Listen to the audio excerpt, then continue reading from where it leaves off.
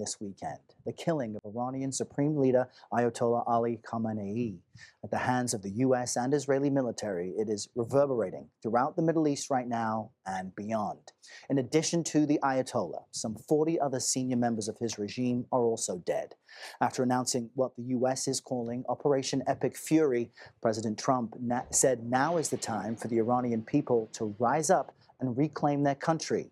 But Iran's foreign minister says the Islamic Republic regime will not be defeated. Those words backed up today with retaliatory strikes from Iran targeting Israel and several other countries in the Gulf region hosting American military bases. This war with Iran is already proving to be deadly for the U.S. as well. This morning, Central Command reports 3 service members killed in action, with 5 others seriously wounded as part of Operation Epic Fury.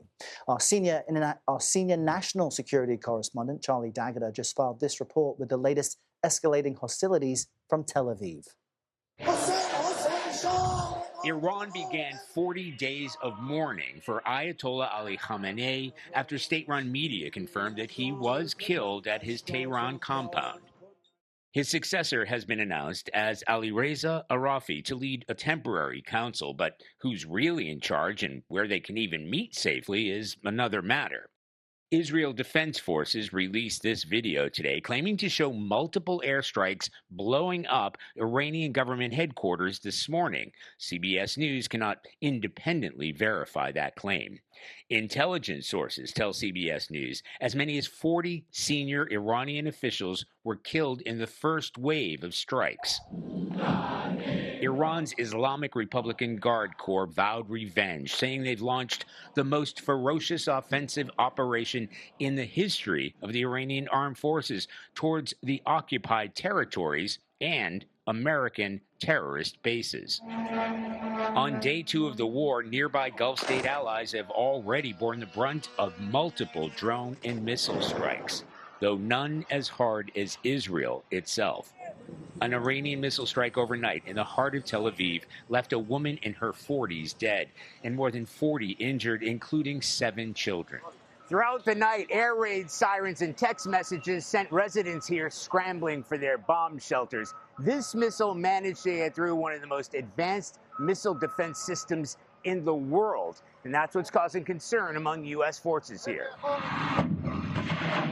U.S. military officials tell CBS News that forces from U.S. Central Command continue to launch airstrikes and cruise missiles against Iran, targeting Iranian air defenses, launchers and missile stockpiles, and Iranian regime infrastructure in coordination with Israeli defense forces. Today, the U.S. Embassy here in Israel changed its advisory to American citizens here, saying the embassy is not in a position to evacuate or directly assist Americans in departing Israel, directing that all U.S. government employees and their family members shelter in place in or near their residences until further notice. Now, this is a crazy situation, just seeing the explosions and seeing seeing war in general. They said they got little kids have been killed. And we're going to get over into it. It seems like Iran, there was a school that was blown up as well, or it was hit. So we'll get over into that as well. But this is a crazy situation. Let's keep going. In that 6-minute video, President Trump praised the 3 fallen service members as true American patriots, adding there will likely be more casualties. Meanwhile, Iran has been hitting back, continuing to fire missiles and drones into Israel, as well as at several of the Gulf states where the U.S. has military bases. The one thing you can always, I guess, count on, or something that always accompanies war, is casualties. That's why that's why people fight so hard just to not have wars in general. But is that ever even going to be possible? I don't know. But let's keep going. Americans woke up to the news that 3 military servicemen had been killed and another 5 injured as a result of ongoing operations in Iran. The time and place of their deaths remains unknown, however, as Iran continues to retaliate, bombing targets in Tel Aviv, Dubai, Qatar, and Bahrain, among others. What the United States is doing is an act of aggression. What we are doing is the act of self-defense. That was Iran's foreign minister speaking on ABC's This Week Today. Abbas Araghchi insisting the process to elect a new leader in the wake of the Ayatollah Ali Khamenei's death is ongoing, even as President Trump today, in a recorded message released on Truth Social, said this. Many of them want to surrender into saving their lives. They want immunity. Adding that combat operations continue at this time in full force, and they will continue until all of our objectives are achieved. But what does that mean? Many in Congress continue to ask that question today. The administration still not briefing legislators. This is not Venezuela. This is a very real threat. We've already had casualties in our troops, but this is a very capable enemy, not just the U.S. interests there, our allies, but threats to the homeland. And even as celebrations over the killing of Khamenei continue to break out among Iranians living around the world, from Paris to New York to right here in Chicago, not all are of the same mindset. So I was in prison for 2 years, 4 months in solitary confinement. An adjunct professor at Loyola University, Ali Taroch, came to the United States as a refugee 13 years ago. He hates the regime, but is against going to war with Iran. I'm seeking democracy. I'm not seeking rapid changes. Decapitating the head of the regime, if it doesn't change the system. Any foreign intervention, any freedom operation won't bring democracy to our regime. And ABC News is now reporting that both houses of Congress will receive classified briefings from the Trump administration officials on Tuesday. This as key members of both chambers are calling for a vote this week that would limit the president's authority to continue its military operations in Iran without congressional approval. Now let's go over into this next one where they just talks about the rising death toll. Well, the war with Iran is now expanding and the death toll is rising as well. The U.S. and Israel launching joint strikes that reportedly killed Iran's supreme leader and other senior officials. Iranian state media also reporting that more than 150 girls were killed at an elementary school. Maribel Gonzalez has the very latest as the president weighs in on the war. Today, the United States military continues to carry out large-scale combat operations in Iran to eliminate the grave threats posed to America by this terrible terrorist regime. In his first remarks since strikes in Iran started Saturday, President Donald Trump said Iranian leaders ignored U.S. warnings not to rebuild its nuclear program. An Iranian regime armed with long-range missiles and nuclear weapons would be an intolerable threat. The president also told CNN Monday that the U.S. military is, quote, knocking the crap out of Iran, but the big wave is yet to come. At least 4 American service members have already been killed. In their memory, we continue this mission with ferocious, unyielding resolve. Defense Secretary Pete Hegseth said the U.S. strikes on Iran are not meant to be a regime change, but called on Iranians to, quote, to take advantage of the opportunity while explaining the president's mission. Destroy the missile threat, destroy the Navy, no nukes. The war is sending shockwaves across the globe, disrupting air travel and hiking gas prices in the U.S. House Minority Leader Hakeem Jeffries called on lawmakers to pass a war powers resolution in a vote expected later this week. The American people want us to focus on making their life better, making their life more affordable, not getting involved in another endless war in the Middle East that is going to end in failure. I'm Maribel Gonzalez reporting. So he's already counting on it for ending in failure. What is y'all thoughts, y'all? Do you think it will end in failure? But let's go over it. I want to hear more information about, because we don't want to just focus on the deaths, the casualties over on our side. We got to focus on the casualties at Iran, where it sounds like 100 children ended up being killed in a bombing. So let's get over into that.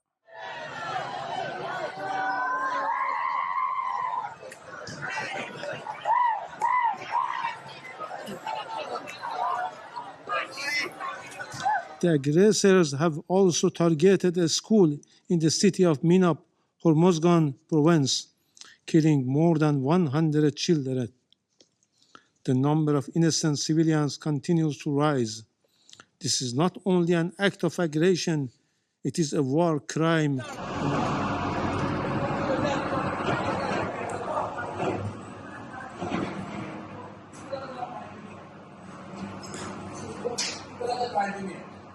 A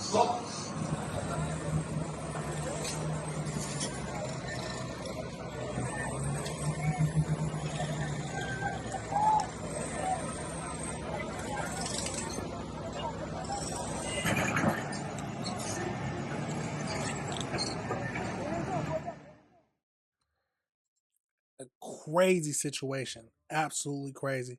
Let's go over into the AI breakdown just to get a little bit more for the actual numbers or a summary of the numbers. Let's get over into it.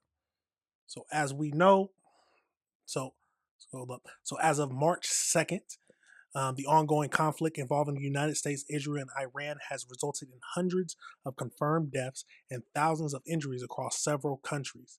The situation is rapidly evolving, with major combat operations titled Operation Epic Fury having launched on February 28, 2026. Reports for the Iranian Red Crescent Society and the international news agencies have stated the following totals. So we got Iran, so at least 555 people have been killed. This includes an approximately 180 children reportedly killed in a single strike on an elementary girls' school in Medab. Israel officials claim over 1,500 members of the Islamic Revolutionary Guard coup has been killed, though this has not been independently verified.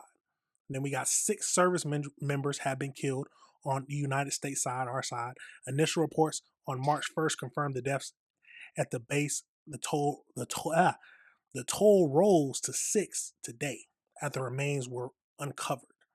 And then Israel, we got 11 people have been killed. Casualties include 9 people killed in the ballistic missile strike on Beat. I'm not even gonna try to say it. And then Lebanon, 31 people have killed, 149 people wounded following Israel's airstrike. And then we got different regions as well. 3 deaths in the United Arabic, 1 in Kuwait, Asian worker, Iraq, 2 in Iraq firefighters and popular mobilization forces, and then 1 death reported in Oman. I might be saying the names wrong. I'm sorry, but this is a war. At the end of the day, this is a war, and casualties.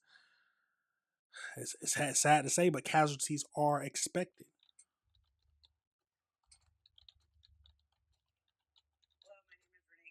So we'll get over into the total. Let's see what the total number is. I could just add it up, but so as of right now, they're saying at least 619 people so far since it's launched this operation February 28th. Wow. Absolutely tragic situation, y'all. Let me know your thoughts on that situation.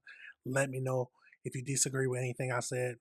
A war is a terrible thing, and that is why we need to vote for people who will get us out of wars. Vote for people who want us to stop wars. Now, I'm not going to say that war is not needed, because in order to protect people you care about, sometimes you have to go to war. But it should be the last option. But let's get over into it. But that is it for this section, y'all. Let me know your thoughts and let me know if you disagree with anything I said. Tragic situation, y'all. Let me know your thoughts.